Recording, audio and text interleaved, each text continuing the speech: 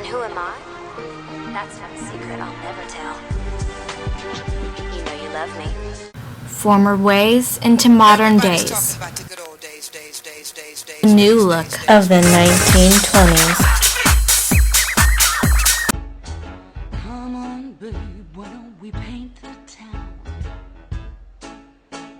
And all that jazz, I'm gonna rouge my knees and roll my stockings down. Start the car, I know a whoopee spot where the gin is cold but the piano's hot. It's just a noisy hall where there's a nightly brawl and all that jazz. And all that jazz would be. And all that jazz.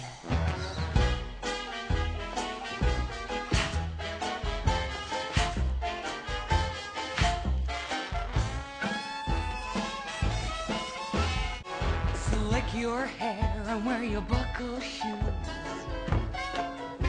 And all that jazz, I hear that Father Dick is gonna blow the blues. And all that jazz, hold on, hun, we're gonna bunny hug about some aspirin down at United Drug. In case you shake up hard and want a brand new start to do that jazz. Find a flask, we're playing fast and loose. And all that jazz, right up here is where I store the juice. And all that jazz, come on babe, we're gonna brush the sky and the blue so high, 'cause in all that jazz.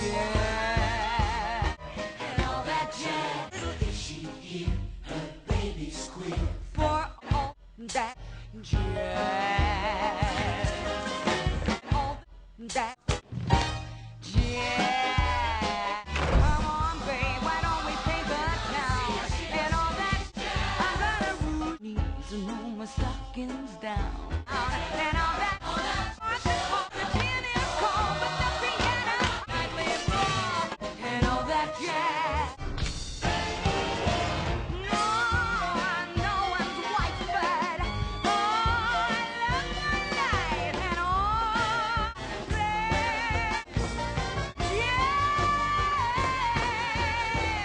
that jazz.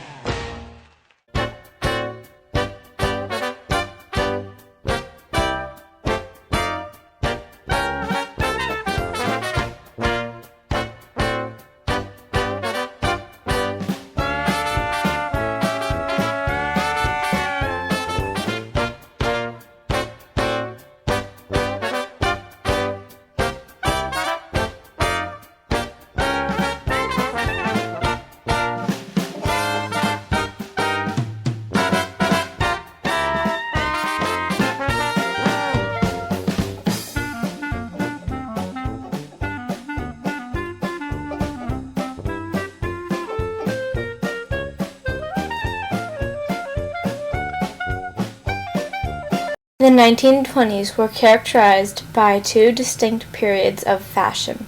The early 1920s were relatively conservative in nature, and change progressed slowly, as many were reluctant to adopt the new styles.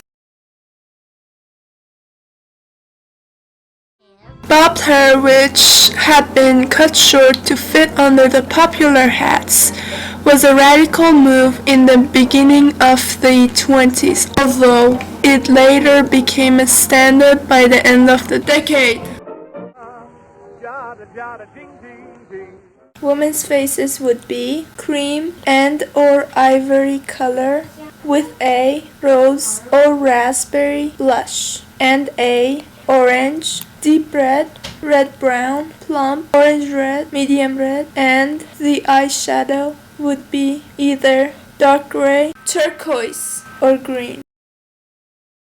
Black, blue, gray tinted dresses became popular in 1921. Although younger women would wear black, French women would say that black should not be worn after a woman is 30, unless she is in mourning or is 60, and or she feels that she has to wear it.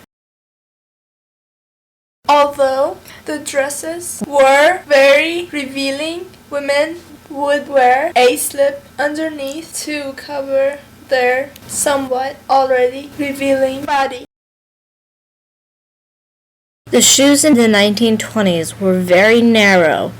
A triangle-shaped tongue and the original shoelace around the shoe at the vamp, they are only 7 inches or a little smaller. The insole arch is just 1.5 inches wide, and the heel is 3 inches. Due to the often muddy or dusty roads and sidewalks, calf-high boots were commonly worn for protection against the elements. As the conditions of roads and footpaths improved, and cars were used for transport, then there was less necessity for boots, and so shoes became more prominent.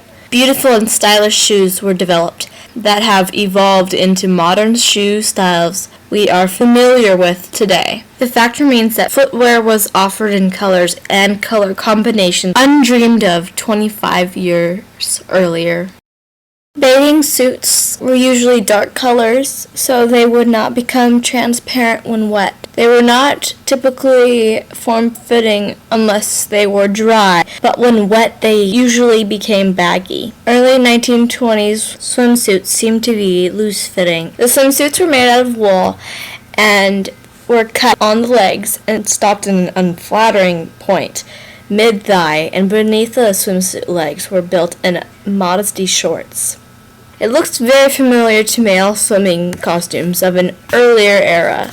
Swimsuits were often in dramatic abstract patterns or stripes, and those with poorer figures covered them up with wraps. The woman uses a colorful beach robe to help preserve modesty. The first time anywhere there's been an act of this nature. Not only one little lady, but 2.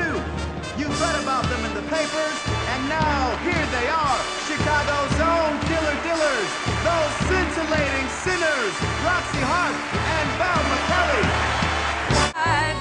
Okay, you babes of jazz, let's pick up the pace. Let's make the parties longer, let's make the skirts shorter. Let's all go to hell in a fast car and keep it hot.